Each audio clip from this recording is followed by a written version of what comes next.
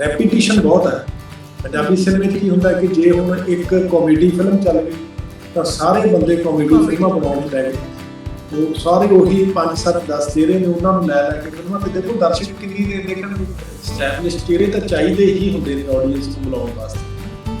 ਸਿਰਫ ਸਾਰੇ ਨਵੇਂ ਚਿਹਰਿਆਂ ਨਾਲ ਆਪਾਂ ਫਿਲਮ ਨਹੀਂ ਬਣਾ ਸਕਦੇ। ਫਿਲਮ ਬਣਾਉਣ ਦੀ ਜੋ ਕਰੋੜਾਂ ਰੁਪਈਆ ਲੱਗਦਾ ਹੈ, ਤਾਂ ਪ੍ਰੋਡਿਊਸਰ ਦਾ ਪੈਸਾ ਉਹ ਰਿਟਰਨ ਵੀ ਹੋਣਾ ਚਾਹੀਦਾ। ਸਤਿ ਸ਼੍ਰੀ ਅਕਾਲ ਜੀ, ਮੈਂ ਸੁਮਨ ਰੂਪਰਾਏ ਤੇ ਤੁਸੀਂ ਸਾਰੇ ਦੇਖ ਰਹੇ ਹੋ ਪੰਜ ਦਰਿਆ। ਤੇ ਅੱਜ ਫੇਰ ਇੱਕ ਵਾਰ ਰੂਬਰੂ ਹਾਂ ਆਪਣਾ ਪ੍ਰੋਗਰਾਮ ਕੁਝ ਗੱਲਾਂ ਸੁਮਨ ਨਾਲ ਲੈ ਕੇ। ਤੇ ਅੱਜ ਮੇਰੇ ਨਾਲ ਗੱਲਾਂ ਕਰਨ ਬਹੁਤ ਹੀ ਪ੍ਰਸਿੱਧ ਤੇ ਬਹੁਤ ਹੀ ਨਾਮ ਜਿਹਨੇ ਖੱਟਿਆ ਹੋਇਆ ਤੇ ਕਾਫੀ ਮੂਵੀਜ਼ ਡਾਇਰੈਕਟ ਕਰ ਚੁੱਕੇ ਆ। ਸੋ ਥੋੜੇ ਜਿਹਾ ਹਿੰਟ ਦੇਵਾਂਗੀ, ਉਹਨਾਂ ਨੇ ਬਾਗੀ ਮੂਵੀ ਲਈ ਉਹਨਾਂ ਨੂੰ ਨੈਸ਼ਨਲ ਅਵਾਰਡ ਮਿਲ ਚੁੱਕਿਆ ਤੇ ਬਲੈਕੀਆ ਮੂਵੀ ਕਾਫੀ ਫੇਮਸ ਹੋਈ ਉਹਨਾਂ ਦੀ ਤੇ ਉਹ ਵੀ ਉਹਨਾਂ ਨੇ ਡਾਇਰੈਕਟ ਕੀਤੀ ਆ। ਸੋ ਮੇਰੀ ਮੁਰਾਦ ਆ ਸੁਖਮਿੰਦਰ ਤੰਜਲ ਜੀ ਨਾਲ। ਸੋ ਕਰਦੇ ਉਹਨਾਂ ਦਾ ਸਵਾਗਤ ਤੇ ਕਰਦੇ ਹਾਂ ਕੁਝ ਗੱਲਾਂ ਬਾਤਾਂ। Let's welcome. ਸਤਿ ਸ਼੍ਰੀ ਅਕਾਲ, ਕੀ ਹਾਲ ਚਾਲ? ਮੇਰੇ ਵੱਲੋਂ ਤੁਹਾਡਾ ਬਹੁਤ ਵਧੀਆ ਜੀ। ਮੇਰੇ ਵੱਲੋਂ ਪੰਜ ਦਰਿਆ ਦੇ ਉੱਤੇ ਜੋ ਵੀ ਸਾਨੂੰ ਦਰਸ਼ਕ ਦੇਖ ਰਹੇ ਨੇ ਉਹਨਾਂ ਨੂੰ ਵੀ ਸਤਿ ਸ੍ਰੀ ਅਕਾਲ ਸਾਰਿਆਂ ਨੂੰ। ਸਤਿ ਸ਼੍ਰੀ ਅਕਾਲ। ਔਰ ਤੁਹਾਨੂੰ ਵੀ। ਔਰ ਸੁਮਨ ਜੀ, ਅੱਜ ਤੁਹਾਡੇ ਨਾਲ ਗੱਲਾਂ ਕਰਨ ਆਏ ਆ। ਦੱਸੋ, ਹੁਕਮ ਕਰੋ, ਕੀ ਗੱਲਾਂ ਕਰਨੀਆਂ ਚਾਹੁੰਦੇ ਹੋ ਤੁਸੀਂ? ਕੀ ਗੱਲਾਂ ਕਰਨੀਆਂ ਚਾਹੁੰਦੇ? ਗੱਲਾਂ ਤਾਂ ਦੇਖੋ ਆਪਾਂ ਗੱਲਾਂ ਹੀ ਤਾਂ ਖਾਂਦੇ ਆ ਸਾਰੇ ਜਣੇ, ਹਨਾ। ਤੇ ਗੱਲਾਂ ਹੋ ਵੀ ਕਾਫੀ ਜਾਂਦੀਆਂ। ਆਪਾਂ ਕਹਿੰਦੇ ਆ ਇੱਕ ਦੋ ਕੁ ਗੱਲਾਂ ਕਰਾਂਗੇ, ਪਰ ਮੈਨੂੰ ਲੱਗਦਾ ਗੱਲਾਂ ਕਾਫੀ ਹੋ ਜਾਣੀਆਂ ਕਿਉਂਕਿ ਤੁਸੀਂ ਕਾਫੀ ਕੰਮ ਕੀਤਾ ਡਾਇਰੈਕਸ਼ਨ ਦੀ ਲਾਈਨ ਵਿੱਚ। ਸਭ ਤੋਂ ਪਹਿਲਾਂ ਤਾਂ ਮੈਂ ਚਾਹਾਂਗੀ ਕਿ ਥੋੜਾ ਬਹੁਤਾ ਸਾਨੂੰ ਇਹ ਦੱਸੋ ਕਿ ਤੁਸੀਂ ਡਾਇਰੈਕਸ਼ਨ ਦੇ ਵਿੱਚ ਕਿੱਦਾਂ ਆਏ, ਤਾਂ ਕਿੱਦਾਂ ਤੁਸੀਂ ਆਪਣਾ ਸਫ਼ਰ ਸਟਾਰਟ ਕੀਤਾ, ਕੀ ਔਂਕੜਾਂ ਆਈਆਂ ਤੁਹਾਨੂੰ, ਕਿਉਂਕਿ ਤੁਹਾਨੂੰ ਕਾਫੀ ਸਮਾਂ ਹੋ ਗਿਆ ਨਾ। ਬਾਗੀ ਮੂਵੀ ਤਾਂ ਮੈਨੂੰ ਲੱਗਦਾ ਮੈਂ ਛੋਟੀ ਸੀ ਬਹੁਤ ਤੇ ਮੈਨੂੰ ਬੜੀ ਪਸੰਦ ਸੀ ਉਹ ਮੂਵੀ ਨਾ, ਬਹੁਤ ਦੇਖੀ ਸੀ ਬਾਗੀ ਮੂਵੀ। ਵੈਰੀ ਨਾਈਸ, ਬਹੁਤ ਸੋਹਣੀ ਡਾਇਰੈਕਟ ਕੀਤੀ ਤੁਸੀਂ। ਸੋ ਸਟਾਰਟ ਆਪਾਂ ਕਰਦੇ ਹਾਂ ਉੱਥੋਂ ਦੀ ਕਿ ਤੁਸੀਂ ਸਾਨੂੰ ਪਹਿਲਾਂ ਇਹ ਦੱਸੋ ਕਿ ਤੁਸੀਂ ਡਾਇਰੈਕਸ਼ਨ ਦੀ ਲਾਈਨ 'ਚ ਕਿਹੜੇ ਸਾਲ ਤੋਂ ਸ਼ੁਰੂ ਕੀਤਾ ਸੀ, ਕਦੋਂ ਸ਼ੁਰੂ ਹੋਇਆ ਸੀ ਸਾਰਾ ਕੁਝ?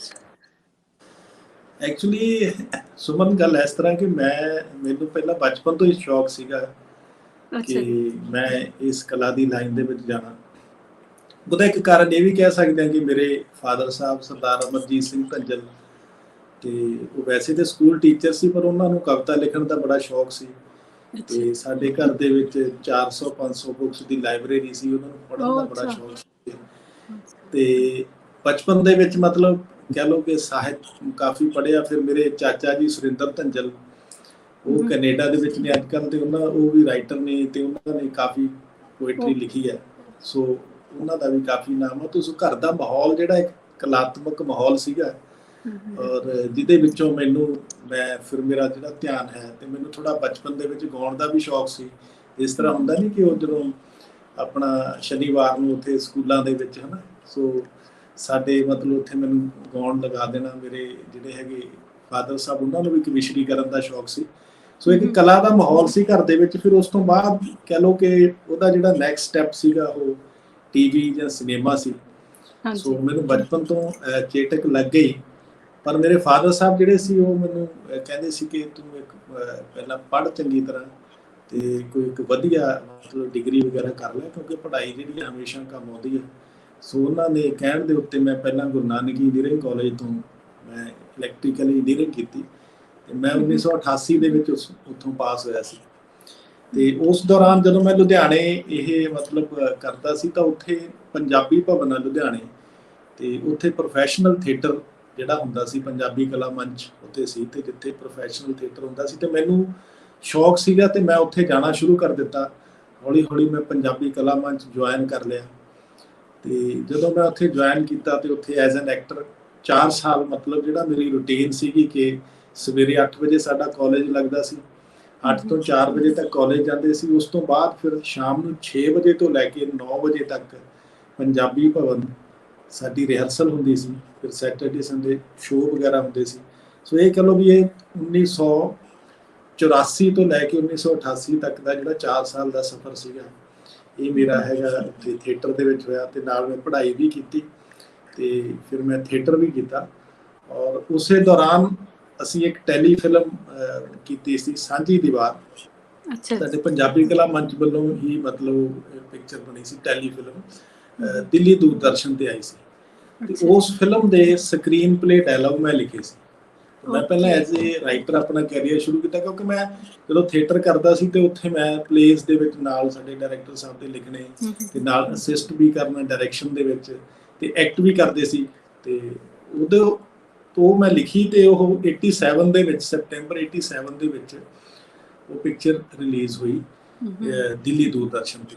ਉਹਦਾ ਟਾਈਟਲ ਸੀ ਸਾਂਝੀ ਦੀਵਾਰ। ਸੋ ਉਸ ਪਿਕਚਰ ਦੇ ਵਿੱਚ ਮੈਂ ਇੱਕ ਕਰੈਕਟਰ ਵੀ ਪਲੇ ਕੀਤਾ ਸੀ, ਇੱਕ ਫੌਜੀ ਦਾ। ਸੋ ਜਦੋਂ ਉਹ ਪਿਕਚਰ ਮੈਂ ਦੇਖੀ ਤੇ ਮੈਨੂੰ ਇਹ ਲੱਗਿਆ, ਮੈਨੂੰ ਆਪਣੀ ਜਿਹੜੇ ਕਹਿੰਦੇ ਸੈਲਫ ਕ੍ਰਿਟਿਸਿਜ਼ਮ ਜਦੋਂ ਹੋਇਆ ਤੇ ਮੈਂ ਆਪਣਾ ਐਜ਼ ਐਨ ਐਕਟਰ ਆਪਣੇ ਆਪ ਨੂੰ ਦੇਖਿਆ ਸਕਰੀਨ ਦੇ ਉੱਤੇ, ਤੇ ਮੈਨੂੰ ਕੋਈ ਬਹੁਤਾ ਜੱਚੀ ਨਹੀਂ ਗੱਲ ਆਪਣੀ। ਸੋ ਮੈਨੂੰ ਲੱਗਿਆ ਕਿ ਯਾਰ ਮੈਂ ਬਜਾਏ ਕਿ ਸਕਰੀਨ ਦੇ ਉੱਤੇ ਆਉਣ ਦੇ, ਮੈਂ ਸਕਰੀਨ ਦੇ ਪਿੱਛੇ ਰਹਿ ਕੇ ਜ਼ਿਆਦਾ ਵਧੀਆ, ਸਟੇਜ ਦੇ ਪਿੱਛੇ ਰਹਿ ਕੇ ਜ਼ਿਆਦਾ ਵਧੀਆ ਕੰਮ ਕਰ ਸਕਦਾ। ਮੇਰੇ ਮਨ ਦੇ ਵਿੱਚ ਇਹ ਸੀ, ਮੈਨੂੰ ਲਿਖਣ ਦਾ ਵੀ ਸ਼ੌਕ ਸੀ, ਪੋਇਟਰੀ ਲਿਖਣ ਦਾ ਵੀ ਸ਼ੌਕ ਸੀ। ਸੋ ਮੈਂ ਚਾਹੁੰਦਾ ਸੀ ਕਿ ਮੈਂ ਆਪਣੀਆਂ ਸਕ੍ਰਿਪਟਸ ਜਿਹੜੀਆਂ ਹੈਗੀਆਂ ਕੁਝ ਲਿਖਾਂ ਤੇ ਕੁਝ ਫਿਲਮਾਂ ਬਣਾਵਾਂ, ਤਾਂ ਕਿ ਮੈਂ ਜਿਹੜੀ ਕੁਝ ਸਮਾਜ ਨੂੰ ਕੁਝ ਸੇਧ ਦੇਣ ਵਾਲੀਆਂ ਹੋਣ, ਕੁਝ ਅੱਛੀਆਂ ਗੱਲਾਂ ਹੋਣ। ਕਿਉਂਕਿ ਜਦੋਂ ਮੈਂ ਐਜ਼ ਐਨ ਐਕਟਰ ਹੋਵਾਂਗਾ ਤਾਂ ਫਿਰ ਮੇਰੇ ਕੋਲ ਚੁਆਇਸ ਆਫ ਸਬਜੈਕਟਸ ਨਹੀਂ ਰਹੇਗੀ, ਕਿਉਂਕਿ ਮੈਂ ਜਿਹੜੇ ਦੂਸਰੇ ਡਾਇਰੈਕਟਰਸ ਹੋਣਗੇ ਉਹਨਾਂ ਦੇ ਹੱਥਾਂ ਦੀ ਕਠਪੁਤਲੀ ਬਣਾਂਗਾ। ਸੋ ਇਸ ਕਰਕੇ ਮੈਂ ਡਿਸੀਜਨ ਲੈ ਲਿਆ ਤੇ ਫਿਰ ਮੈਂ 1988 ਦੇ ਵਿੱਚ ਬੰਬੇ ਆ ਗਿਆ। ਤੇ ਕਿਉਂਕਿ ਉਸ ਵੇਲੇ ਅੱਜ ਕੱਲ੍ਹ ਤੇ ਚੰਡੀਗੜ੍ਹ ਦੇ ਵਿੱਚ ਵੀ ਕਾਫੀ ਫਿਲਮਾਂ ਬਣਨੀਆਂ ਸ਼ੁਰੂ ਹੋ ਗਈਆਂ, ਪੰਜਾਬੀ ਇੰਡਸਟਰੀ ਇੱਥੇ ਥੋੜੇ ਸਾਲਾਂ ਤੋਂ ਸ਼ੁਰੂ ਹੋ ਗਈ, ਪਰ ਉਸ ਵੇਲੇ ਸਿਰਫ ਇੱਕੋ ਇੱਕ ਜਿਹੜਾ ਹੁੰਦਾ ਸੀ ਜ਼ਰੀਆ ਫਿਲਮਾਂ ਦੇ ਵਿੱਚ ਜਾਂਦਾ, ਉਹ ਮੁੰਬਈ, ਜਿਹਨੂੰ ਅੱਜ ਮੁੰਬਈ ਕਹਿੰਦੇ, ਉਸ ਵੇਲੇ ਬੰਬੇ ਸੀ। ਸੋ ਮੈਂ ਉੱਥੇ ਪਹੁੰਚਿਆ 1988 ਦੇ ਵਿੱਚ, ਤੇ ਉੱਥੇ ਪਹੁੰਚ ਕੇ ਮੈਂ ਰਵਿੰਦਰ ਪੀਪਲ ਸਾਹਿਬ ਜਿਹੜੇ ਹੈਗੇ ਬੜੇ ਅੱਛੇ ਨਾਮਵਰ ਡਾਇਰੈਕਟਰ, ਉਹਨਾਂ ਨੂੰ ਜੁਆਇਨ ਕੀਤਾ। ਪੰਕਜ ਪਰਾਸ਼ਰ ਜੀ ਨੇ, ਉਹਨਾਂ ਦੇ ਨਾਲ ਕੰਮ ਕੀਤਾ। ਕੇਸੀ ਬੋਕਾਡੀਆ ਜੀ ਦੇ ਨਾਲ ਕੰਮ ਕੀਤਾ। ਤੇ ਸਾਊਥ ਦੇ ਡਾਇਰੈਕਟਰਸ ਨੇ ਕੇ ਬਪਈਆ, ਟੀ ਰਾਮਾ ਰਾਓ, ਤੇ ਇਸ ਤਰ੍ਹਾਂ ਦੇ TLV ਪ੍ਰਸਾਦ, ਕਾਫੀ ਸਾਰੇ, ਮਤਲਬ ਕਹਿ ਲਓ ਕਿ ਮੈਂ ਉੱਥੋਂ 88 ਤੋਂ ਲੈ ਕੇ 95 ਤੱਕ 6-7 ਸਾਲ ਨੂੰ ਸਾਰੇ ਅੱਛੇ ਸਾਊਥ ਦੇ ਇੱਥੋਂ ਦੇ ਡਾਇਰੈਕਟਰਸ ਦੇ ਨਾਲ ਕੰਮ ਕੀਤਾ। ਤੇ 95 ਦੇ ਵਿੱਚ ਜਾ ਕੇ ਜਿਹੜੀ ਹੈਗੀ ਮੇਰੀ ਫਿਲਮ ਪਹਿਲੀ ਸ਼ੁਰੂ ਹੋਈ ਸੀ ਮੇਲਾ, 95 ਦਸੰਬਰ ਦੇ ਵਿੱਚ ਹੋਈ ਸੀ। ਤੇ ਉਹ ਫਿਲਮ 97 ਸੈਪਟੈਂਬਰ ਦੇ ਵਿੱਚ ਜਾ ਕੇ ਰਿਲੀਜ਼ ਹੋਈ ਸੀ, ਕਿਉਂਕਿ ਉਸ ਜ਼ਮਾਨੇ ਦੇ ਵਿੱਚ 2-2 ਸਾਲ ਲੱਗ ਜਾਂਦੇ ਸੀ, 3-3 ਸਾਲ ਇੱਕ ਫਿਲਮ ਬਣਾਉਣ ਨੂੰ। ਸੋ 97 ਦੇ ਵਿੱਚ ਮੇਰੀ ਪਹਿਲੀ ਜਿਹੜੀ ਹੈਗੀ ਫਿਲਮ ਰਿਲੀਜ਼ ਹੋਈ। ਸੋ ਇਹ ਕਹਿ ਸਕਦੇ ਹਾਂ ਕਿ 1984 ਤੋਂ ਲੈ ਕੇ 1995 ਤੱਕ ਦਾ ਜਿਹੜਾ ਸਫ਼ਰ ਸੀ, 10-11 ਸਾਲ ਇਹਦੇ ਵਿੱਚ ਸਿੱਖਿਆ ਤੇ ਥੀਏਟਰ ਵੀ ਕੀਤਾ, ਸਿੱਖਿਆ। ਔਰ ਉਸ ਤੋਂ ਬਾਅਦ ਫਿਰ 1995 ਵਿੱਚ ਜਿਹੜਾ ਮੇਰਾ ਡਾਇਰੈਕਟਰ ਦਾ ਸਫ਼ਰ ਸ਼ੁਰੂ ਹੋਇਆ, ਜਿਹੜਾ 97 'ਚ ਫਿਲਮ ਰਿਲੀਜ਼ ਹੋਈ ਮੇਰੀ ਪਹਿਲੀ। ਫਿਰ ਵੀ ਤੁਹਾਡੀ ਲਾਈਕ ਬੈਕਗ੍ਰਾਉਂਡ ਸੀ ਥੋੜੀ ਜਿਹੀ, ਕਹਿ ਰਹੇ ਕਿ ਲਿਟਰੇਚਰ ਨਾਲ ਜਾਂ ਕਵਿਸ਼ਰੀ ਕਰਦੇ ਸੀ ਪਾਪਾ ਵੀ, ਹਨਾ? ਤਾਂ ਤੁਹਾਨੂੰ ਕਾਫੀ ਫਿਰ ਸਪੋਰਟ ਕੀਤੀ ਹੋਣੀ ਹੈ ਨਾ ਜਦੋਂ ਤੁਸੀਂ ਬੰਬੇ ਗਏ, ਤਾਂ ਫਿਰ ਘਰਦਿਆਂ ਨੇ ਨਹੀਂ ਕਿਹਾ ਕਿ ਤੂੰ ਨਾ ਜਾ, ਜਾਂ ਤੈਨੂੰ ਨਹੀਂ ਜਾਣਾ ਚਾਹੀਦਾ, ਜਾਂ ਕੋਈ ਕਮਾਈ ਨਹੀਂ, ਜਾਂ ਕੋਈ ਹੋਰ ਕੰਮ ਕਰੋ, ਏਦਾਂ ਦੀ ਕੋਈ ਗੱਲਾਂ ਹੁੰਦੀਆਂ ਸੀ ਉਦੋਂ? ਐਕਚੁਅਲੀ ਨਹੀਂ, ਇਸ ਤਰ੍ਹਾਂ ਦੀ ਗੱਲ ਇਸ ਨਹੀਂ ਸੀ, ਕਿਉਂਕਿ ਮੇਰੇ ਫਾਦਰ ਸਾਹਿਬ ਨੇ ਮੈਨੂੰ ਇੱਕ ਸ਼ਰਤ ਰੱਖੀ ਸੀ ਵੀ ਜੇ ਤੂੰ ਫਸਟ ਡਿਵੀਜ਼ਨ ਦੇ ਵਿੱਚ ਇੰਜੀਨੀਅਰਿੰਗ ਕਰ ਲੇਗਾ, ਤੂੰ ਜੋ ਕਹੇਗਾ ਮੈਂ ਤੇਰੇ ਲਈ ਕਰਨ ਲਈ ਤਿਆਰ ਹਾਂ। ਸੋ ਮੈਂ ਫਸਟ ਡਿਵੀਜ਼ਨ 'ਚ ਕੀਤੀ, ਤੇ ਇਲੈਕਟ੍ਰੀਕਲ IT ਜਦੋਂ ਮੈਂ ਪਾਸ ਹੋ ਗਿਆ, ਮੈਂ ਮੈਰਿਟ ਲਿਸਟ ਦੇ ਵਿੱਚ ਆਇਆ ਸੀ। ਸੋ ਫਿਰ ਮੇਰੇ ਫਾਦਰ ਸਾਹਿਬ ਕੁਝ ਕਹਿੰਦੇ, ਮੈਂ ਇਹਨੂੰ ਕਹਿੰਦੇ ਵੀ ਦੱਸ ਹੁਣ ਕੀ ਚਾਹੁੰਦਾ। ਮੈਂ ਕਿਹਾ ਵੀ ਮੈਂ ਬੰਬੇ ਜਾਣਾ, ਮੈਂ ਜੌਬ ਨਹੀਂ ਕਰਨੀ। ਹਾਲਾਂਕਿ ਮੈਨੂੰ ਉਸ ਵੇਲੇ ਰੋਪੜ ਥਰਮਲ ਪਲਾਂਟ ਦੇ ਵਿੱਚੋਂ SDO ਡਾਇਰੈਕਟ ਜਿਹੜਾ ਹੈਗਾ ਭਰਤੀ ਕਰ ਰਹੇ ਸੀ, ਤੇ ਮੈਨੂੰ ਜੌਬ ਮਿਲ ਗਈ ਸੀ, ਕਿਉਂਕਿ ਮੈਂ ਫਸਟ ਡਿਵੀਜ਼ਨ ਦੇ ਵਿੱਚ ਪਾਸ ਹੋਇਆ ਸੀ। ਬਟ ਮੈਂ ਉਹ ਜੌਬ ਜੁਆਇਨ ਨਹੀਂ ਕੀਤੀ। ਮੈਂ ਕਿਹਾ ਵੀ ਮੈਂ 9 to 5 ਜੌਬ ਨਹੀਂ ਕਰ ਸਕਦਾ, ਸੋ ਮੈਂ ਜਾਣਾ। ਕਿਉਂਕਿ ਫਾਦਰ ਸਾਹਿਬ, ਤੁਹਾਨੂੰ ਪਤਾ ਟੀਚਰਸ ਦੀ ਕਿੰਨੀ ਕੁ ਹੁੰਦੀ, ਅਸੀਂ 4 ਭੈਣ ਭਰਾ ਸੀ, 3 ਭਰਾ ਤੇ ਸੀ, ਮੈਂ ਸੈਕੰਡ ਨੰਬਰ ਵਾਲਾ। ਸੋ ਕਹਿੰਦੇ ਵੀ ਮੈਂ ਇੰਨਾ ਤੇ ਅਫੋਰਡ ਨਹੀਂ ਕਰਦਾ ਵੀ ਮੈਂ ਤੈਨੂੰ ਉੱਥੇ ਕਰਾਂ। ਮੈਂ ਕਿਹਾ ਵੀ ਮੈਨੂੰ ਕੋਈ ਗੱਲ ਨਹੀਂ, ਮੈਨੂੰ ਸਿਰਫ ਤੁਸੀਂ ਉੱਥੇ ਜਾਣ ਦਿਓ। ਸੋ ਮੈਨੂੰ ਜਿਹੜਾ ਜਦੋਂ ਮੈਂ ਉੱਥੇ ਮੈਰਿਟ ਲਿਸਟ ਦੇ ਵਿੱਚ ਆਇਆ, ਤਾਂ ਮੈਨੂੰ ਕਾਲਜ ਦੇ ਵੱਲੋਂ 4,500 ਰੁਪਇਆ ਜਿਹੜਾ ਸੀਗਾ ਵਜ਼ੀਫਾ, ਜਿਹਨੂੰ ਆਪਾਂ ਉਸ ਵਾਰ ਕਹਿੰਦੇ ਸਕਾਲਰਸ਼ਿਪ ਮਿਲੀ। ਸੋ ਉਹ 4,500 ਰੁਪਇਆ ਸੀ ਜਿਹੜਾ ਮੈਂ ਲੈ ਕੇ ਬੰਬੇ ਸ਼ਹਿਰ ਦੇ ਵਿੱਚ ਗਿਆ, ਤੇ ਉਸ 4,500 ਨਾਲ ਹੀ ਸਫ਼ਰ ਸ਼ੁਰੂ ਕੀਤਾ। ਮੇਰੇ ਫਾਦਰ ਸਾਹਿਬ ਫਾਈਨੈਂਸ਼ਲੀ ਉਹ ਕਰ ਵੀ ਨਹੀਂ ਸੀ ਸਕਦੇ, ਨਾ ਮੈਂ ਉਹਨਾਂ ਤੋਂ ਕਦੇ ਮੰਗਿਆ।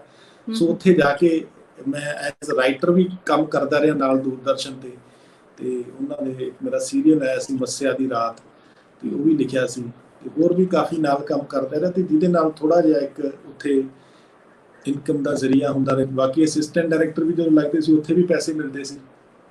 ਸੋ ਇਸ ਕਰਕੇ ਮਤਲਬ ਇਹ ਕਹਿ ਸਕਦੇ ਮੋਰਲ ਸਪੋਰਟ ਬਹੁਤ ਸੀ, ਪਰ ਫਾਈਨੈਂਸ਼ੀਅਲੀ ਮੇਰੇ ਫਾਦਰ ਜਿਹੜੇ ਸੀ ਉਹ ਇੰਨਾ ਅਫੋਰਡ ਨਹੀਂ ਸੀ ਕਰਦੇ। ਸੋ ਉੱਥੇ ਬੜੀ ਅਸੀਂ ਮਤਲਬ ਜਿਹੜਾ ਹੈਗਾ 6-7 ਸਾਲ ਬਹੁਤ ਸਟਰਗਲ ਕੀਤੀ ਹੈ, ਤੇ ਮਤਲਬ ਇੱਕ ਕਮਰੇ ਦੇ ਵਿੱਚ 5-5 6-6 ਜਾਣੇ ਵੀ ਰਹਿੰਦੇ ਰਹੇ ਹਾਂ। ਸੋ ਬਟ ਜਿੰਨਾ ਪੈਸੇ ਉਹਨੇ ਹੁੰਦੇ ਨਹੀਂ ਸੀਗੇ, ਸੋ ਇਸ ਕਰਕੇ ਜਿਹੜਾ ਹੈਗਾ, ਲੇਕਿਨ ਅਲਟੀਮੇਟਲੀ ਜਦੋਂ ਫਿਰ ਤੁਸੀਂ ਕਿਸੇ ਗੋਲ ਤੇ ਪਹੁੰਚਣਾ, ਕੋਈ ਤੁਹਾਡਾ ਟੀਚਾ ਹੈਗਾ, ਤਾਂ ਉਹਦੇ ਲਈ ਤੁਹਾਨੂੰ ਥੋੜੀਆਂ ਬਹੁਤ ਤੇ ਜਿਹੜੀਆਂ ਦੁਸ਼ਵਾਰੀਆਂ ਕਰਨਾ ਪੈਂਦਾ। ਬਿਲਕੁਲ। ਤੋ ਫਿਰ ਚਲੋ ਬੰਬੇ ਜਦੋਂ ਤੁਸੀਂ ਇੰਨਾ ਕੁਛ ਨਹੀਂ ਸਟਰਗਲ ਕੀਤੀ, ਤੇ ਫਿਰ ਬਾਗੀ ਮੂਵੀ ਦਾ ਕਿੱਦਾਂ ਸਟਾਰਟਿੰਗ ਹੋਈ ਕਿ ਇਹ ਬਣਾਉਣੀ ਆ ਹੁਣ, ਜਾਂ ਤੁਹਾਨੂੰ ਕਿੱਦਾਂ ਸਪੋਰਟ ਮਿਲੀ ਸਾਰੀ? ਘਰ ਵਾਲਿਆਂ ਦੀ ਤੇ ਸਪੋਰਟ ਮਤਲਬ ਸੀਗੀ, ਕਿਉਂਕਿ ਉਹ ਚਾਹੁੰਦੇ ਸੀ ਕੁਝ ਕਰੋ। ਮਤਲਬ ਇੱਕ ਇਹ ਵੀ ਹੁੰਦਾ, ਮੋਰਲ ਸਪੋਰਟ ਹੋਣਾ ਵੀ ਬਹੁਤ ਵੱਡੀ ਗੱਲ ਹੁੰਦੀ ਹੈ ਨਾ। ਤਾਂ ਆਪਾਂ ਫਿਰ ਗੱਲ ਕਰਦੇ ਹਾਂ ਬਾਗੀ ਮੂਵੀ ਬਾਰੇ, ਕਿ ਬਾਗੀ ਮੂਵੀ ਤੁਸੀਂ ਕਿੱਦਾਂ ਸਟਾਰਟ ਕੀਤੀ, ਫਿਰ ਐਜ਼ ਅ ਡਾਇਰੈਕਟਰ ਤੁਹਾਡੀ ਸਟਾਰਟਿੰਗ ਕਿੱਦਾਂ ਹੋਈ ਉਹਦੇ ਵਿੱਚ? ਐਕਚੁਅਲੀ ਇਸ ਤਰ੍ਹਾਂ ਹੈ ਕਿ ਮੈਂ ਤੁਹਾਨੂੰ ਦੱਸਿਆ ਵੀ ਮੈਂ ਪੀਪਟ ਸਾਹਿਬ ਦੇ ਨਾਲ ਜਦੋਂ ਕੰਮ ਕਰ ਰਿਹਾ ਸੀਗਾ, ਸਭ ਤੋਂ ਪਹਿਲੀ ਸਕ੍ਰਿਪਟ ਲਿਖੀ ਸੀ ਮੈਂ ਬਾਗੀ ਫਿਲਮ ਦੀ, ਤੇ ਮੇਲਾ ਉਸ ਤੋਂ ਬਾਅਦ ਸੀ, ਲੇਕਿਨ ਮੇਲਾ ਪਹਿਲਾਂ ਬਣੀ। ਬਾਕੀ ਜਿਹੜਾ ਸੀ ਇਸ ਤਰ੍ਹਾਂ ਸੀ ਕਿ ਸਾਡੇ ਕੈਮਰਾਮੈਨ ਸੀ ਸ਼੍ਰੀਪਦ ਨਾਟੂ, ਬੜੇ ਫੇਮਸ ਕੈਮਰਾਮੈਨ ਹੋਏ ਨੇ, ਉਹ ਅੱਜ ਕੱਲ੍ਹ ਐਕਸਪਾਇਰ ਹੋ ਗਏ ਨੇ। ਸੋ ਉਹਨਾਂ ਦੀ ਪਿਕਚਰਾਂ ਤੁਸੀਂ ਜਿੱਦੀ, ਸਲਾਖੀ, ਸਨੀ ਦਿਓਲ ਦੀਆਂ ਬੜੀਆਂ ਹਿੱਟ ਫਿਲਮਾਂ ਤਕਰੀਬਨ ਸਾਰੀਆਂ ਸ਼੍ਰੀਪਦ ਨਾਟੂ ਜੀ ਨੇ ਕੀਤੀਆਂ ਸੀ। ਸੋ ਮੇਰੀ ਫਿਲਮ ਜਿਹੜੀ ਸੀਗੀ ਮੇਲਾ, ਉਹ ਵੀ ਸ਼੍ਰੀਪਦ ਨਾਟੂ ਜੀ ਨੇ ਕੀਤੀ ਸੀ। ਤੇ ਬਾਕੀ ਫਿਲਮ ਲਈ ਮੈਂ ਪਹਿਲੀ ਫਿਲਮ ਜਦੋਂ ਬਣਾਉਣੀ ਚਾਹੁੰਦਾ ਸੀ, ਤਾਂ ਮੈਂ ਨਾਟੂ ਜੀ ਨੂੰ ਜਾ ਕੇ ਕਿਹਾ, ਮੈਂ ਕਿਹਾ ਵੀ ਤੁਸੀਂ ਮੇਰੀ ਫਿਲਮ ਦਾ ਐਜ਼ ਕੈਮਰਾਮੈਨ ਕੰਮ ਕਰੋ, ਮੈਨੂੰ ਸਪੋਰਟ ਕਰੋ। ਤੇ ਉਹ ਜ਼ਮਾਨੇ ਇਸ ਤਰ੍ਹਾਂ ਦੇ ਹੁੰਦੇ ਸੀ ਕਿ ਜੂਨੀਅਰਸ ਨੂੰ ਸਪੋਰਟ ਵੀ ਕਰਦੇ ਸੀ, ਤਾਂ ਬੜੇ ਸੀਨੀਅਰ ਕੈਮਰਾਮੈਨ ਸੀ, ਤੇ ਉਹਨਾਂ ਨੇ ਮੇਰੇ ਨਾਲ ਕਮਿਟ ਕੀਤਾ ਸੀ ਕਿ ਜਦੋਂ ਵੀ ਤੇਰੀ ਕੋਈ ਫਿਲਮ ਹੋਏਗੀ ਤੇ ਮੈਂ ਤੇਰੇ ਨਾਲ ਕੰਮ ਕਰਾਂਗਾ। ਸੋ ਮੈਂ ਉਹਨਾਂ ਨੂੰ ਸਕ੍ਰਿਪਟ ਸੁਣਾਈ ਬਾਗੀ ਦੀ, ਤੇ ਉਹਨਾਂ ਨੇ ਮੈਨੂੰ ਸੁਜੈਸਟ ਕੀਤਾ ਕਿ ਯਾਰ ਇਹ ਸਕ੍ਰਿਪਟ ਤੇਰੀ ਬਹੁਤ ਅੱਛੀ ਹੈ, ਬਟ ਇਹ ਸਕ੍ਰਿਪਟ ਨੂੰ ਤੂੰ ਅਜੇ ਨਾ ਬਣਾ। ਮੈਂ ਪੁੱਛਿਆ ਕੀ ਗੱਲ, ਅਗਰ ਅੱਛੀ ਹੈ ਤਾਂ ਕਿਉਂ ਨਹੀਂ ਬਣਾਈ? ਉਹ ਕਹਿੰਦੇ ਇਹ ਸਕ੍ਰਿਪਟ ਤੂੰ ਅਜੇ ਬਣਾਉਣ ਦੇ ਕਾਬਿਲ ਨਹੀਂ ਹੈ, ਕਿਉਂਕਿ ਤੈਨੂੰ ਹੋਰ ਐਕਸਪੀਰੀਅੰਸ ਚਾਹੀਦਾ, ਇਸ ਤੋਂ ਪਹਿਲਾਂ ਤੂੰ ਕੋਈ ਹੋਰ ਪਿਕਚਰ ਬਣਾ ਲੈ, ਕਿਉਂਕਿ ਇਹ ਸਬਜੈਕਟ ਬਹੁਤ ਅੱਛਾ ਹੈ।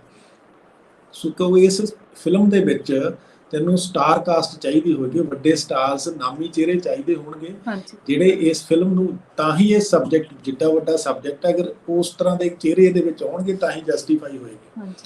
ਸੋ ਅਗਰ ਤੂੰ ਇਸ ਵੇਲੇ ਕਿਸੇ ਵੱਡੇ ਸਟਾਰ ਕੋਲੇ ਜਾਏਗਾ ਤਾਂ ਤੈਨੂੰ ਪੁੱਛਣਗੇ ਵੀ ਭਾਈ ਪਹਿਲਾਂ ਤੂੰ ਕੀ ਕੀਤਾ, ਤੁਹਾਡੇ ਕੋਲ ਕੋਈ ਮਤਲਬ ਜਿਹੜਾ ਐਕਸਪੀਰੀਅੰਸ ਹੈ ਇੰਡੀਪੈਂਡੈਂਟ ਨਹੀਂ ਹੈ, ਤੇ ਸ਼ਾਇਦ ਤੁਹਾਡੇ ਨਾਲ ਕੋਈ ਵੱਡੇ ਸਟਾਰ ਕੰਮ ਨਾ ਕਰਨ। ਇਸ ਕਰਕੇ ਤੁਸੀਂ ਇੱਕ ਫਿਲਮ ਪਹਿਲਾਂ ਬਣਾ ਲਓ, ਤਾਂ ਆਪਣੇ ਆਪ ਨੂੰ ਪ੍ਰੂਵ ਕਰੋ, ਫਿਰ ਉਸ ਤੋਂ ਬਾਅਦ ਤੁਹਾਡਾ ਨੈਕਸਟ ਫਿਲਮ ਤੁਸੀਂ ਬਾਗੀ ਬਣਾਉਣਾ। ਫਿਰ ਮੈਂ ਉਹਨਾਂ ਦੀ ਸਲਾਹ ਮੰਨੀ, ਪਹਿਲਾਂ ਫਿਰ ਮੇਲਾ ਫਿਲਮ ਬਣਾਈ। ਸੋ ਮੇਲਾ 97 ਦੇ ਵਿੱਚ ਮੇਲਾ ਜਿਹੜੀ ਸੀਗੀ ਉਹ ਰਿਲੀਜ਼ ਹੋਈ, ਤੇ ਉਸ ਤੋਂ ਬਾਅਦ ਫਿਰ ਓਮਪੁਰੀ ਸਾਹਿਬ ਦੇ ਨਾਲ ਕੰਟੈਕਟ ਹੋਇਆ ਉਸ ਫਿਲਮ ਦੇ ਬਾਰੇ, ਤੇ ਫਿਰ ਉਹਨਾਂ ਨੇ ਯੈਸ ਕੀਤੀ। ਮੇਲਾ ਫਿਲਮ ਨੂੰ ਅੱਛਾ ਰਿਸਪੌਂਸ ਮਿਲਿਆ ਸੀ। ਉਹ ਗੱਲ ਉਹਨਾਂ ਦੀ ਸੱਚੀ, ਉਹ ਕਹਿੰਦੇ ਨਹੀਂ ਹੁੰਦੇ ਵੀ ਜਿਹੜਾ ਸੀਨੀਅਰ ਬੰਦਾ ਹੁੰਦਾ ਤਾਂ ਐਕਸਪੀਰੀਅੰਸ ਹੁੰਦਾ ਤੇ ਤੁਹਾਨੂੰ ਸਹੀ ਰਾਏ ਦਿੰਦਾ। ਜੇ ਮੈਨੂੰ ਰਾਏ ਨਾ ਦਿੰਦੇ, ਸ਼ਾਇਦ ਹੋ ਸਕਦਾ ਮੈਂ ਬਾਗੀ ਫਿਲਮ ਪਹਿਲਾਂ ਹੀ ਬਣਾ ਦਿੰਦਾ, ਤਾਂ ਮੈਂ ਉਸ ਤਰ੍ਹਾਂ ਦੇ ਐਕਟਰ ਨਾ ਲੈ ਪਾਉਂਦਾ। ਤਾਂ ਅੱਜ ਸੋ ਅੱਜ ਉਸ ਤੋਂ ਬਾਅਦ ਫਿਰ ਬਾਗੀ ਬਣੀ। ਦੇਖੋ ਨੈਚੁਰਲੀ ਫਿਰ ਦੇਖੋ ਉਹਨੂੰ ਨੈਸ਼ਨਲ ਅਵਾਰਡ ਵੀ ਮਿਲਿਆ, ਕਿ ਓਮਪੁਰੀ ਵਰਗੇ ਵੱਡੇ ਸਟਾਰਿਆਂ ਨੇ ਫਿਲਮ ਦੇ ਵਿੱਚ ਕੰਮ ਕੀਤਾ। ਬਾਕੀ ਤਾਂ ਉਸ ਤੋਂ ਬਾਅਦ ਜੋ ਹਿਸਟਰੀ ਬਾਗੀ ਨੇ ਕ੍ਰੀਏਟ ਕੀਤੀ ਉਹ ਤੁਹਾਨੂੰ ਸਾਰਿਆਂ ਨੂੰ ਪਤਾ ਹੀ ਹੈ। ਸੋ ਇਸ ਤਰ੍ਹਾਂ ਫਿਲਮ ਜਿਹੜੀ ਹੈ ਬਾਗੀ ਬਣੀ। ਪਰ ਉਹਦੇ 'ਚ ਜਿਹੜੀ ਉਹ ਕੁੜੀ ਨਗਮਾ ਸੀਗੀ, ਉਹ ਕਿੰਨੀ ਡੀਸੈਂਟ ਤੇ ਕਿੰਨੀ ਡਿਫਰੈਂਟ ਸੀਗੀ ਨਾ, ਤਾਂ ਉਹ ਚੂਜ਼ ਫਿਰ ਤੁਸੀਂ ਕੀਤੀ ਸੀ? ਨਹੀਂ, ਉਹਦੇ ਨਹੀਂ ਨਗਮਾ ਨਹੀਂ ਸੀ, ਉਹ 'ਚ ਗੁਰਲੀਨ ਸੀ ਕੁੜੀ, ਗੁਰਲੀਨ ਚੋਪੜਾ ਸੀ ਉਹਦਾ ਨਾਮ। ਨਗਮਾ ਹੋਰ ਫਿਲਮ 'ਚ ਸੀ, ਗੁਰਲੀਨ ਚੋਪੜਾ ਸੀ। ਹਾਂ, ਗੁਰਲੀਨ ਨੂੰ ਮੈਂ ਦੇਖੋ ਤਾਂ ਡਾਇਰੈਕਟਰ ਹੀ ਚੂਜ਼ ਕਰਦਾ, ਉਹ ਵੀ ਨਵੀਂ ਕੁੜੀ ਸੀ। ਅਸੀਂ ਆਡੀਸ਼ਨ ਵਗੈਰਾ ਕੀਤੇ ਕਾਫੀ ਸਾਰੇ, ਤੇ ਉਹਨਾਂ ਦੇ ਵਿੱਚੋਂ। ਸੋ ਜਦੋਂ ਤੁਸੀਂ ਹੁਣ ਕੋਈ ਮੂਵੀ ਜਾਂ ਕੋਈ ਪ੍ਰੋਜੈਕਟ ਸਟਾਰਟ ਕਰਦੇ ਹੋ, ਤਾਂ ਤੁਸੀਂ ਕੀ ਦੇਖਦੇ ਹੋ ਕਿ ਮੈਨੂੰ ਨਵਾਂ ਚਿਹਰਾ ਲੈ ਕੇ ਆਉਣ ਦੀ ਟਰਾਈ ਹੁੰਦੀ ਤੁਹਾਡੀ, ਕੀ ਹੁੰਦਾ ਕਿ ਜਿਹੜਾ ਪਹਿਲਾਂ ਵੈਲ ਸੈਟਲਡ ਆਵੇ ਉਹਨਾਂ ਨੂੰ ਲਿੱਤਾ ਜਾਵੇ? ਕਿਸ ਚੀਜ਼ ਤੇ ਡਿਪੈਂਡ ਕਰਦੀ ਹੈ ਇਹ ਗੱਲ? ਦੇਖੋ ਨਹੀਂ, ਇਹ ਜ਼ਰੂਰੀ ਨਹੀਂ ਹੈਗਾ ਕਿ ਵੀ ਦੇਖੋ ਐਸਟੈਬਲਿਸ਼ ਚਿਹਰੇ ਤਾਂ ਚਾਹੀਦੇ ਹੀ ਹੁੰਦੇ ਨੇ ਆਡੀਅנס ਨੂੰ ਬੁਲਾਉਣ ਵਾਸਤੇ, ਹੈ ਨਾ। ਸਿਰਫ ਸਾਰੇ ਨਵੇਂ ਚਿਹਰਿਆਂ ਨਾਲ ਆਪਾਂ ਫਿਲਮ ਨਹੀਂ ਬਣਾ ਸਕਦੇ। ਫਿਲਮ ਬਣਾਉਣ ਦੇ ਉੱਤੇ ਕਰੋੜਾਂ ਰੁਪਈਆ ਲੱਗਦਾ ਹੈ। ਜਿਹੜਾ ਪ੍ਰੋਡਿਊਸਰ ਦਾ ਪੈਸਾ ਉਹ ਰਿਟਰਨ ਵੀ ਹੋਣਾ ਚਾਹੀਦਾ, ਹਾਂਜੀ ਹਨਾ। ਹਾਂਜੀ ਬਿਲਕੁਲ। ਸੋ ਇਸ ਚੀਜ਼ ਦਾ ਵੀ ਖਿਆਲ ਰੱਖਿਆ ਜਾਂਦਾ। ਬਟ ਕੀ ਹੁੰਦਾ ਕਿ ਪਰ ਮੈਂ ਥੋੜਾ ਜਿਹਾ ਮੇਰੀ ਕੋਸ਼ਿਸ਼ ਹੁੰਦੀ ਹੈ ਕਿ ਵੱਡੇ ਸਿਤਾਰਿਆਂ ਦੇ ਨਾਲ ਆਪਾਂ ਕੋਈ ਨਾ ਕੋਈ ਨਵੇਂ ਚਿਹਰੇ ਨੂੰ ਵੀ ਜਿਹੜਾ ਟੈਲੈਂਟਡ ਹੈ, ਜਿਸ ਤਰ੍ਹਾਂ ਤੁਸੀਂ ਬਾਗੀ ਦੇ ਵਿੱਚ ਅਸੀਂ ਨਵੀਂ ਕੁੜੀ ਨੂੰ ਇੰਟਰੋਡਿਊਸ ਕੀਤਾ ਸੀ, ਹਨਾ। ਸੋ ਮੇਰੀ ਫਿਲਮ ਆਈ ਸੀ ਲੱਗਦਾ ਇਸ਼ਕ ਹੋ ਗਿਆ। ਲੱਗਦਾ ਇਸ਼ਕ ਹੋ ਗਿਆ ਦੇ ਵਿੱਚ ਮੈਂ ਰੋਸ਼ਨ ਪ੍ਰਿੰਸ ਜਿਹੜਾ ਸੀਗਾ ਨਵਾਂ ਚਿਹਰਾ ਸੀ, ਹਾਲਾਂਕਿ ਐਜ ਮਤਲਬ ਆਵਾਜ਼ ਪੰਜਾਬ ਦੀ ਬਣ ਚੁੱਕਿਆ ਸੀ। ਉਹਦੇ ਵਿੱਚ ਮਤਲਬ ਕੁੜੀ ਵੀ ਨਵੀਂ ਸੀ, ਮੁੰਡਾ ਹੀਰੋ ਹੀਰੋਇਨ ਨਵੇਂ ਸੀ, ਪਰ ਬਾਕੀ ਦੇ ਜਿਹੜੇ ਸਾਰੇ ਆਰਟਿਸਟ ਸੀਗੇ ਨਾਲ ਉਹਨਾਂ ਦੇ, ਮਤਲਬ ਜਿਵੇਂ ਗੁਰਪ੍ਰੀਤ ਘੁੱਗੀ ਹੋਣੀ ਹੋ ਗਏ ਜਾਂ ਮਤਲਬ ਸਰਦਾਰ ਸੋਹੀ ਹੋ ਗਿਆ। ਸੋ ਇਸ ਤਰ੍ਹਾਂ ਦੇ ਜਿਹੜੇ ਸੀਗੇ ਉਹ ਸਟੈਬਲਿਸ਼ ਕਲਾਕਾਰ ਸੀ ਸਾਰੇ ਨਾਲ, ਬਿੰਦੂ ਢਿੱਲੋਂ, ਰਾਣਾ ਰਣਬੀਰ, ਉਪਾਸਨਾ ਸਿੰਘ। तो सारा मतलब आले दुआले ਜਿਹੜੇ ਸੀਗੇ ਵੱਡੇ ਕਲਾਕਾਰਾਂ ਦੇ ਨਾਲ ਉਹਨੂੰ ਇੰਟਰੋਡਿਊਸ ਕੀਤਾ ਤੇ ਉਹ ਫਿਲਮ ਵੀ ਬੜੀ ਅੱਛੀ ਰੋਮਾਂਟਿਕ ਫਿਲਮ ਸੀ। ਉਹ ਮੇਰਾ ਖਿਆਲ ਪੰਜਾਬ ਦੀ ਪਹਿਲੀ ਰੋਮਾਂਟਿਕ ਫਿਲਮ ਹੋਏਗੀ ਜਿਹੜੀ ਉੱਤਰਾਖੰਡ ਦੀਆਂ ਅਸੀਰ ਵਾਦੀਆਂ ਦੇ ਵਿੱਚ ਅਸੀਂ ਕੀਤੀ ਸੀ। ਉਸ ਤੋਂ ਬਾਅਦ ਮੇਰੀ ਜਿਹੜੀ ਫਿਲਮ ਆਈ ਸੀ ਕਬੱਡੀ ਵੰਸ ਅਗੇਨ, ਉਹਦੇ ਵਿੱਚ ਵੀ ਮੈਂ ਇੱਕ ਨਵੇਂ ਮੁੰਡੇ ਨੂੰ ਇੰਟਰੋਡਿਊਸ ਕੀਤਾ ਸੀ, ਵਰਿੰਦਰ ਘੁੰਮਣ ਨੂੰ। ਤੇ ਮਤਲਬ ਇਹ ਸਟੋਰੀ ਦੀ ਡਿਮਾਂਡ ਵੀ ਹੁੰਦੀ ਹੈ, ਕਿਉਂਕਿ ਇਸ ਤਰ੍ਹਾਂ ਹੁਣ ਜਿਸ ਤਰ੍ਹਾਂ ਕਬੱਡੀ ਵੰਸ ਅਗੇਨ ਕੀਤੀ ਸੀ, ਜਿਸ ਤਰ੍ਹਾਂ ਦਾ ਮੈਨੂੰ ਕਿਰਦਾਰ ਚਾਹੀਦਾ ਸੀ ਉਸ ਤਰ੍ਹਾਂ ਦਾ ਉਸ ਡੀਲ ਡੋਲ ਵਾਲਾ ਤੇ ਐਕਟਰ ਹੈ ਹੀ ਨਹੀਂ ਸੀ ਪੰਜਾਬੀ ਸਿਨੇਮੇ 'ਚ। ਸੋ ਮੈਨੂੰ ਫਿਰ ਇੱਕ ਰੀਅਲ ਪਲੇਅਰ ਨੂੰ ਲਿਆ ਕੇ ਉਹਨੂੰ ਟ੍ਰੇਨ ਕਰਕੇ ਤੇ ਉਹਨੂੰ ਲਿਆਉਣਾ ਪਿਆ। ਸੋ ਇਸੇ ਤਰ੍ਹਾਂ ਹੀ ਮਤਲਬ ਤੇ ਜਿਹੜੇ ਹੈਗੇ ਨਵੇਂ ਤੇ ਪੁਰਾਣੇ ਚਿਹਰੇ ਮਿਕਸ ਕਰਦੇ, ਜਿਵੇਂ ਬਲੈਕੀਆ ਦੇ ਵਿੱਚ ਵੀ ਜਿਹੜਾ ਉਹ ਮੁੰਡਾ ਹੈਗਾ ਅਰਸ਼ ਹੁੰਦਲ ਜਿਹਨੇ ਨੈਗੇਟਿਵ ਰੋਲ ਕੀਤਾ, ਉਹ ਨਵਾਂ ਚਿਹਰਾ ਸੀ। ਦੇਵ ਕਰੋੜ ਦੇ ਆਪੋਜ਼ਿਟ ਅਸੀਂ ਇੱਕ ਵਿਲਨ ਜਿਹੜਾ ਹੈਗਾ ਨਵਾਂ ਫਰੈਸ਼ ਮੁੰਡੇ ਨੂੰ ਲੈ ਕੇ ਆਏ। ਸੋ ਮੇਰੀ ਕੋਸ਼ਿਸ਼ ਹੁੰਦੀ ਹੈ ਕਿ ਚੱਲਦੇ ਚਿਹਰਿਆਂ ਦੇ ਨਾਲ ਨਵੇਂ ਜਿਹੜੇ ਫਰੈਸ਼ ਚਿਹਰੇ ਨੇ ਉਹਨਾਂ ਨੂੰ ਵੀ ਮਤਲਬ ਚਾਂਸ ਦਿੱਤਾ ਜਾਵੇ, ਤੇ ਨਾ ਕਿ ਫਿਲਮ 'ਚ ਇੱਕ ਫਰੈਸ਼ਨੈਸ ਜਿਹੜੀ ਹੈ ਕਾਇਮ ਰਹਿੰਦੀ ਹੈ। ਨਹੀਂ ਤਾਂ ਉਹੀ ਚਿਹਰੇ ਦੇਖ ਦੇਖ ਕੇ ਲੋਕ ਜਿਹੜੇ ਹੈਗੇ ਨੇ ਫਿਰ ਉੱਭ ਜਾਂਦੇ ਨੇ, ਫਿਰ ਉਹ ਫਿਲਮਾਂ ਤੋਂ ਮੁੱਖ ਮੋੜ ਦਿੰਦੇ।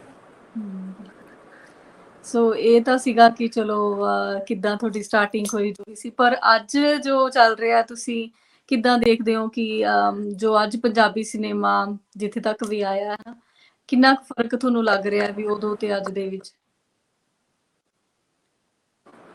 ਨਹੀਂ ਦੇਖੋ, ਅੱਜ ਤੇ ਉਦੋਂ ਵਿੱਚ ਬੜਾ ਜ਼ਮੀਨ ਅਸਮਾਨ ਦਾ ਫਰਕ ਹੈ। ਅਸੀਂ ਤੇ ਬੜੇ ਗਰੀਬੀ ਦਾਅਵੇ 'ਚ ਫਿਲਮਾਂ ਬਣਾਈਆਂ ਸ਼ੁਰੂ ਦੇ ਵਿੱਚ, ਬਜਟ ਨਹੀਂ ਸੀ ਹੁੰਦੇ, ਹਨਾ, ਤੇ ਬੜਾ ਹੀ ਲਿਮਟਿਡ ਬਜਟ ਦੇ ਵਿੱਚ ਕੰਮ ਕਰਦੇ ਸੀ, ਤੇ ਆਰਟਿਸਟਾਂ ਨੂੰ ਡਾਇਰੈਕਟਰ ਨੂੰ ਫੈਸਿਲਿਟੀਆਂ ਨਹੀਂ ਸੀ ਹੁੰਦੀਆਂ।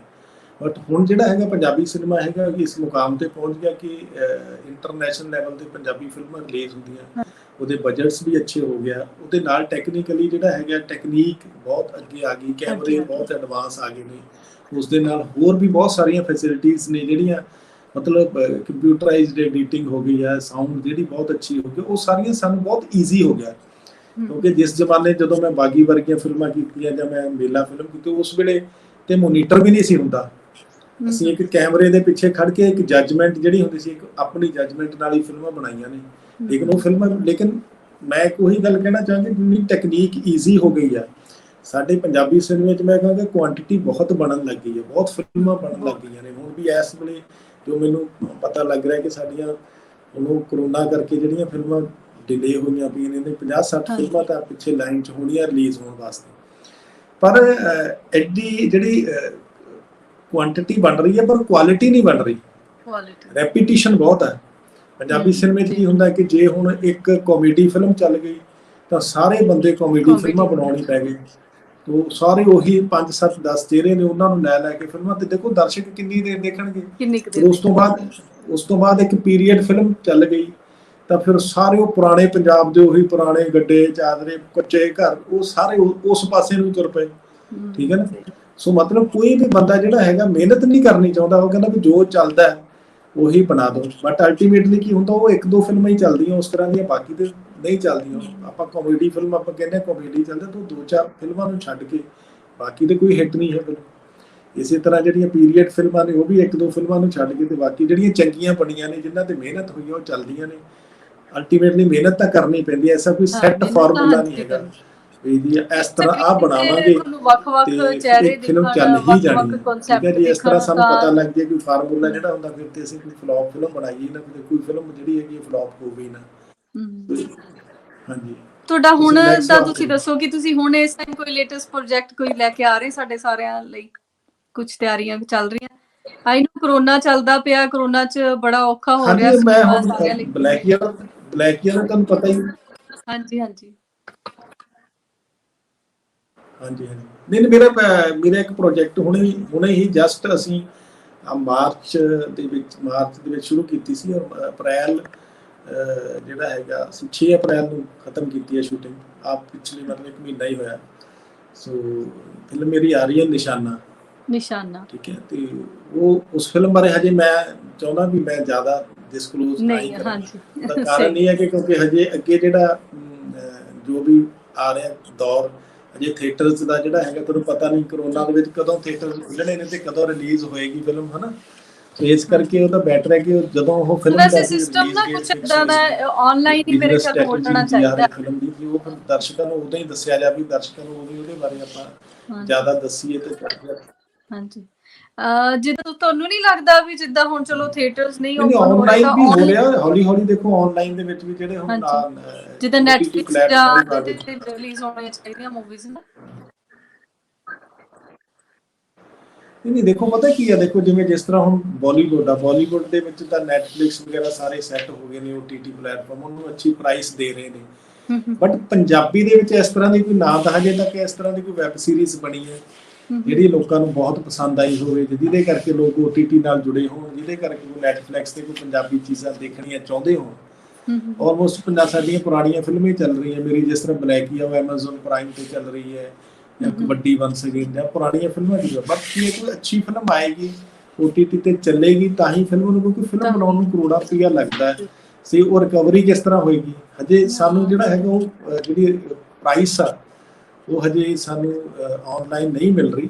ਪਰ ਕੋਈ ਗੱਲ ਨਹੀਂ, ਹੌਲੀ ਹੌਲੀ ਦੇਖੋ ਜਿਸ ਤਰ੍ਹਾਂ ਨਵੀਆਂ ਸੰਭਾਵਨਾਵਾਂ ਪੈਦਾ ਹੁੰਦੀਆਂ ਜਾਂਦੀਆਂ ਨੇ, ਉਹ ਸਾਰੀਆਂ ਚੀਜ਼ਾਂ ਹੌਲੀ ਹੌਲੀ ਸਾਰਾ ਕੁਝ ਹੋ ਜਾਏਗਾ। ਕਿਉਂਕਿ ਸਿਨੇਮਾ ਜੋ ਇੱਥੇ ਤੱਕ ਡਿਜੀਟਲ ਹੋ ਗਿਆ ਤੇ ਅੱਗੇ ਵੀ ਹੋ ਜਾਏਗਾ। ਤੇ ਇਹ ਅੱਗੇ ਮੈਨੂੰ ਲੱਗਦਾ ਹੈ ਕਿ ਜਲਦੀ ਕੁਛ ਨਾ ਕੁਛ ਇਹਦਾ ਵੀ ਹੱਲ ਨਿਕਲ ਹੀ ਆਏਗਾ। ਸਹੀ। ਸੋ ਬਹੁਤ ਚੰਗਾ ਲੱਗਿਆ ਤੁਹਾਡੇ ਨਾਲ ਗੱਲਬਾਤ ਕਰਕੇ, ਤੇ ਕਾਫੀ ਕੁਝ ਤੁਹਾਡੇ ਕੋਲੋਂ ਸਿੱਖਣ ਨੂੰ ਮਿਲਿਆ ਤੇ ਕਾਫੀ ਗੱਲਾਂ ਪਤਾ ਲੱਗੀਆਂ ਇੰਡਸਟਰੀ ਬਾਰੇ। ਸੋ ਮੇਰੇ ਵੱਲੋਂ ਤੁਹਾਨੂੰ ਬਹੁਤ ਬਹੁਤ ਬੈਸਟ ਵਿਸ਼ੇਸ ਤੁਹਾਡੇ ਆਉਣ ਵਾਲੇ ਪ੍ਰੋਜੈਕਟਸ ਲਈ। ਤੇ ਚਾਹਾਂਗੀ ਕਿ ਜਾਂਦੇ ਜਾਂਦੇ ਤੁਸੀਂ ਜੋ ਲੋਕ ਨਵੇਂ ਇਸ ਫੀਲਡ 'ਚ ਆ ਰਹੇ ਆ, ਜਾਂ ਜੋ ਆਉਣਾ ਚਾਹੁੰਦੇ ਆ, ਜਾਂ ਡਾਇਰੈਕਟਰ ਦੀ ਲਾਈਨ ਵਿੱਚ ਆਉਣਾ ਚਾਹੁੰਦੇ ਆ, ਉਹਨਾਂ ਨੂੰ ਤੁਸੀਂ ਕੋਈ ਸੁਜੈਸ਼ਨ ਜਾਂ ਕੋਈ ਸਲਾਹ ਦੇਣੀ ਚਾਹੋਗੇ ਜਾਂ ਕੁਝ ਦੱਸਣਾ ਚਾਹੋਗੇ ਤਾਂ ਦੱਸੋ ਪਲੀਜ਼। ਦੇਖੋ ਗੱਲ ਇਹ ਹੈ ਵੀ ਮੈਂ ਹਜੇ ਆਪਣੇ ਇਸ ਤਰ੍ਹਾਂ ਦਾ ਇੰਨਾ ਕਾਬਲ ਤੇ ਨਹੀਂ ਸਮਝਦਾ ਵੀ ਕਿਸੇ ਨੂੰ ਕੋਈ ਸਲਾਹ ਦੇਵਾਂ। ਪਰ ਦੂਜੀ ਗੱਲ ਕੀ, ਅੱਜ ਕੱਲ੍ਹ ਸਲਾਹ ਦਿਓ ਬਿਨਾਂ ਮਤਲਬ ਕੋਈ ਮੰਨ ਕੇ ਰਾਜੀ ਵੀ ਨਹੀਂ ਹੈ, ਹਨਾ। ਸੋ ਮੈਂ ਤਾਂ ਸਿਰਫ ਇੰਨੀ ਗੱਲ ਕਹਿਣਾ ਵੀ ਜੋ ਵੀ ਕੰਮ ਕਰੋ ਆਪਣਾ ਇਮਾਨਦਾਰੀ ਨਾਲ ਕਰੋ। ਫਿਲਮ ਜੋ ਬਣਾ ਰਹੇ ਆ ਜਾਂ ਨਵੇਂ ਮੇਕਰਸ ਆ ਰਹੇ ਨੇ ਜਾਂ ਆਉਣਾ ਚਾਹੁੰਦੇ ਨੇ, ਤਾਂ ਪਹਿਲਾਂ ਇਸ ਮੀਡੀਅਮ ਨੂੰ ਚੰਗੀ ਤਰ੍ਹਾਂ ਸਿੱਖੋ। ਇਹਨੂੰ ਸਿੱਖ ਕੇ ਪ੍ਰੋਪਰ ਤਰੀਕੇ ਦੇ ਨਾਲ, ਕਿਉਂਕਿ ਕੀ ਹੁੰਦਾ ਕਿ ਨਵੇਂ ਜਦੋਂ ਆਪਾਂ ਬਿਨਾਂ ਸਿੱਖੇ ਆਉਂਦੇ ਹਾਂ ਤਾਂ ਪ੍ਰੋਡਿਊਸਰਾਂ ਦਾ ਪੈਸਾ ਬਹੁਤ ਵੇਸਟ ਹੋ ਜਾਂਦਾ, ਹਨਾ। ਕਈ ਨਵੇਂ ਜਿਹੜੇ ਹੈਗੇ ਨੇ ਆਲਰੇਡੀ ਸਾਡੇ ਜਿਹੜੇ ਹੈਗੇ ਨੇ ਕਹਿ ਲਓ ਸਿਖਾਂਦਰੂ ਕੁਝ ਬੰਦਿਆਂ ਨੇ ਕਾਫੀ ਪੰਜਾਬੀ ਸਿਨੇਮੇ ਨੂੰ ਢਾਹ ਲਾਈ ਹੈ। ਥੋੜ੍ਹਾ ਜਿਹਾ ਪਲੀਜ਼, ਕੋਈ ਮੈਂ ਇਹ ਨਹੀਂ ਕਹਿ ਰਿਹਾ ਕਿ ਸਾਡਿਆਂ ਨੂੰ ਤੁਸੀਂ 10-10 ਸਾਲ ਸਿੱਖੋ, ਪਰ ਫਿਰ ਵੀ ਸਾਲ 2 ਸਾਲ ਕਿਸੇ ਚੰਗੇ ਡਾਇਰੈਕਟਰ ਨਾਲ ਲਾ ਲਓ। ਤੇ ਚੰਗਾ ਜਿਹੜਾ ਜੋ ਐਕਟਰਸ ਆ ਰਹੇ ਨੇ ਨਵੇਂ, ਤਾਂ ਉਹ ਕੋਈ ਥੀਏਟਰ ਵਗੈਰਾ ਕਰਨ ਤੇ ਥੋੜਾ ਜ਼ਰੂਰ ਸਿੱਖਣ, ਜਿਹਦੇ ਨਾਲ ਕੀ ਹੁੰਦਾ ਕਿ ਪੰਜਾਬੀ ਸਿਨੇਮੇ ਦਾ ਮਿਆਰ ਜਿਹੜਾ ਹੈਗਾ ਉਹ ਜ਼ਰੂਰ ਉੱਚਾ ਹੋਵੇ। ਇਹਦੇ 'ਚ ਐਕਟਿੰਗ ਦਾ ਮਿਆਰ ਹੈ, ਇਹਦੇ 'ਚ ਡਾਇਰੈਕਸ਼ਨ ਦਾ ਮਿਆਰ ਹੈ, ਜਿਹਦੇ 'ਚ ਫੋਟੋਗ੍ਰਾਫੀ, ਸਿਨੇਮੈਟੋਗ੍ਰਾਫੀ, ਐਡੀਟਿੰਗ, ਹਰ ਚੀਜ਼ ਜੋ ਵੀ ਐਸਪੈਕਟ ਤੁਸੀਂ ਜਿਹੜੇ ਵੀ ਡਿਪਾਰਟਮੈਂਟ 'ਚ ਆਉਣਾ ਚਾਹੁੰਦੇ ਹੋ, ਤਾਂ ਮੈਂ ਚਾਹੁੰਦਾ ਕਿ ਤੁਸੀਂ ਸਾਰੇ ਜਾਣੇ ਪੂਰੀ ਤਿਆਰੀ ਨਾਲ ਆਓ ਤੇ ਮਿਹਨਤ ਦੇ ਨਾਲ ਆਓ, ਫਿਰ ਅੱਛੀਆਂ ਫਿਲਮਾਂ ਬਣਾਓ ਤੇ ਪੰਜਾਬੀ ਸਿਨੇਮਾ ਜਿਹੜਾ ਹੈਗਾ ਸਾਨੂੰ ਉਹਨੂੰ ਹੋਰ ਬੁਲੰਦੀਆਂ ਤੇ ਲੈ ਕੇ ਜਾਓ। ਥੈਂਕ ਯੂ ਵੈਰੀ ਮਚ ਤੁਹਾਡਾ ਅੱਜ ਟਾਈਮ ਦੇਣ ਲਈ, ਪੰਜ ਦਰਿਆ ਤੇ ਆਪਣਾ ਇੰਨਾ ਕੀਮਤੀ ਸਮਾਂ ਦਿੱਤਾ ਸਾਨੂੰ, ਬਹੁਤ ਚੰਗਾ ਲੱਗਿਆ। ਆਈ ਹੋਪ ਅੱਗੇ ਵੀ ਆਉਣ ਵਾਲੇ ਟਾਈਮ 'ਚ ਵੀ ਅਸੀਂ ਕਿਤੇ ਫਿਰ ਗੱਲਬਾਤ ਕਰਾਂਗੇ ਤੁਹਾਡੇ ਨਵੇਂ ਪ੍ਰੋਜੈਕਟਸ ਬਾਰੇ। ਸਤਿ ਸ਼੍ਰੀ ਅਕਾਲ ਜੀ। ਚਲੋ ਤੁਹਾਨੂੰ ਮੇਰੇ ਵੱਲੋਂ ਵੀ ਸਾਰਿਆਂ ਨੂੰ ਸਤਿ ਸ਼੍ਰੀ ਅਕਾਲ। ਮੇਰੇ ਵੱਲੋਂ ਵੀ ਮੈਂ ਕਿਹਾ ਤੁਹਾਨੂੰ ਸਾਰਿਆਂ ਨੂੰ ਸਤਿ ਸ਼੍ਰੀ ਅਕਾਲ। ਐਂਡ ਧੰਨਵਾਦ ਤੁਹਾਡਾ ਬਹੁਤ ਬਹੁਤ, ਪੰਜ ਦਰਿਆ ਦਾ, ਸੁਮਨ ਤੁਹਾਡਾ। Thank you very much. Thank you.